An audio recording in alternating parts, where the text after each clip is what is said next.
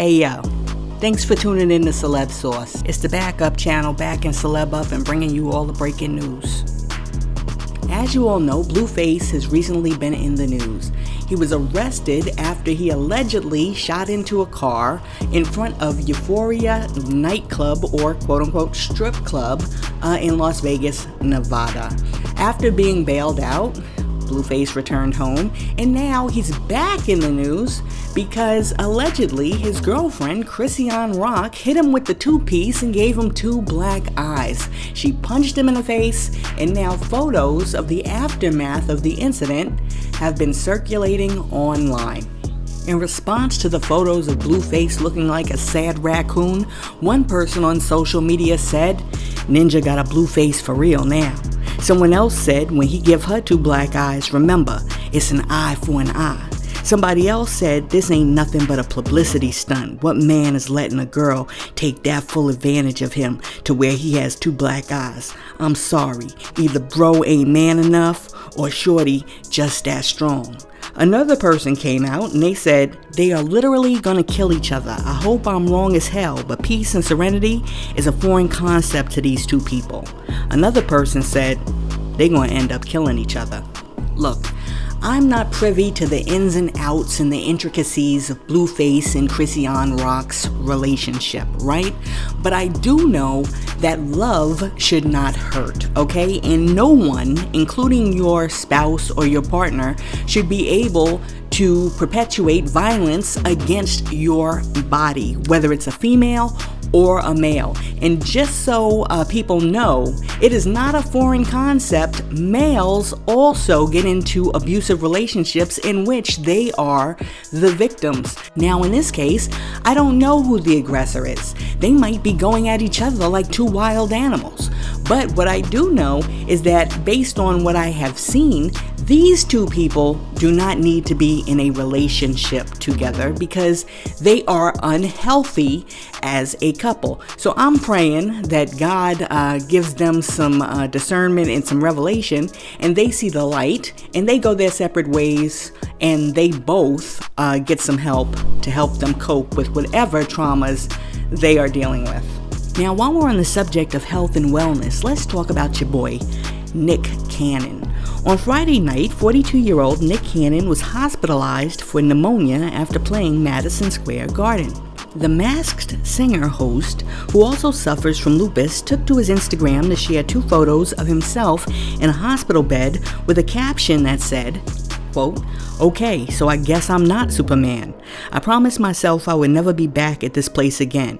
But this is a great lesson to take care of you, or you won't be able to take care of everybody else." Crazy thing is, last night we was just rocking a sold-out crowd at Madison Square Garden in front of thousands of fans. Now I'm all alone in a tiny hospital room.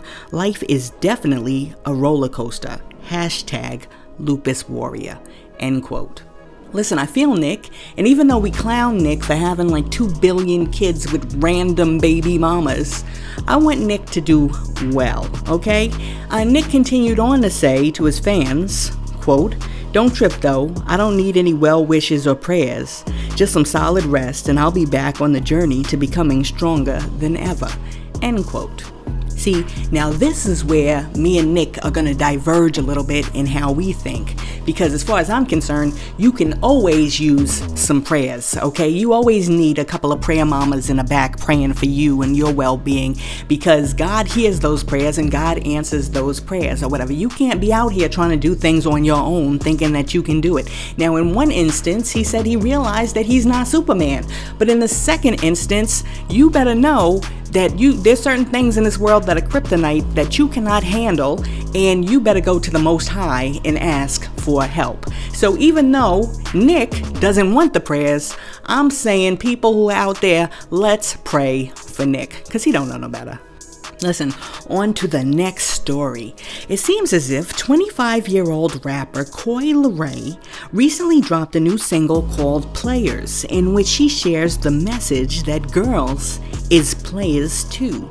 In the song, the rapper drops her bars over a sample of Grandmaster Flash and the Furious Five's The Message, right?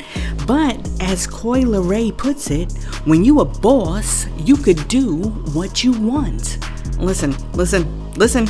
Oh my good, listen. Don't push me, cause I'm close to the edge. Ha ha. Look. Don't touch the message, okay? Don't put these weak behind bars and these weak behind songs on The Message. The Message is one of the most important hip-hop songs ever in the history of rap, and you have tainted it with this little silly message that you're trying to put out, that girls are players too. The audacity for you to even do that, I feel like that is complete violation. Oh my goodness, I can't even fathom how you would think that you could do that. This is nuts. I'm so sick of this. Listen, let me know what you think. Does Coi Leray have the street cred, the rap cred, or just the cred at all to be rapping over Grandmaster Flash and the Furious Five's The Message? Let me know in the comments. But while we're talking about new hip-hop songs that dropped, let's talk about your man, Lil Uzi Vert. Lil Uzi Vert is back, and it seems like he's doing big numbers once again.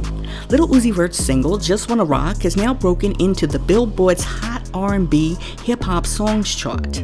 It went from number 19 to number 8 on the list, and this top 10 entry marks the first time Lil Uzi has been in the top 10 in 2 years. The last time he hit the charts at this spot was when he dropped Drinkin' and Smokin', the collab with Future. Listen, it appears that people are really feeling the I just wanna rock. Listen, Lil Uzi did his thing on that, because I love how one of the best rap songs to come out this year is basically an instrumental. Yes, people, an instrumental. I remember back when to have a hit rap song, you actually had to rap on the song. But apparently now, the instrumental is good enough with a couple of sound effects on top. Listen, I'm not hating.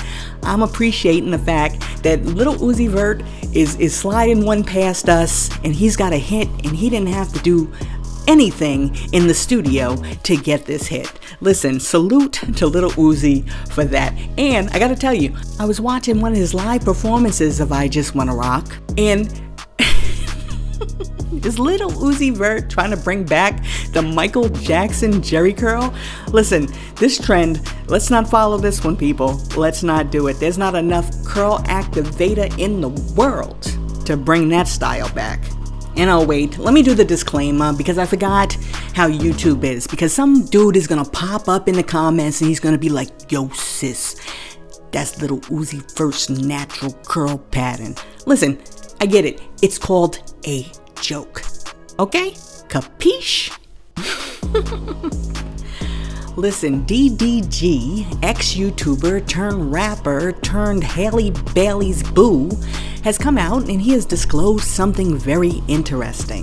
DDG says that he does not use his real voice when he's rapping because he does not think that it is relatable to the fans, so instead he has created a fake voice that he uses to entertain the people. Listen to this dude real quick.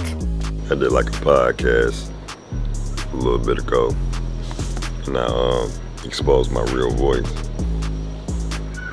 And like, I don't know, this just goes to show why I don't use it. I just get real insecure. I don't like to really like expose myself like that. I like to stay low key and just be who I am. And a lot of people be like, damn, why just talking your real voice or rapping your real voice? I just feel like it's too motherfucking deep.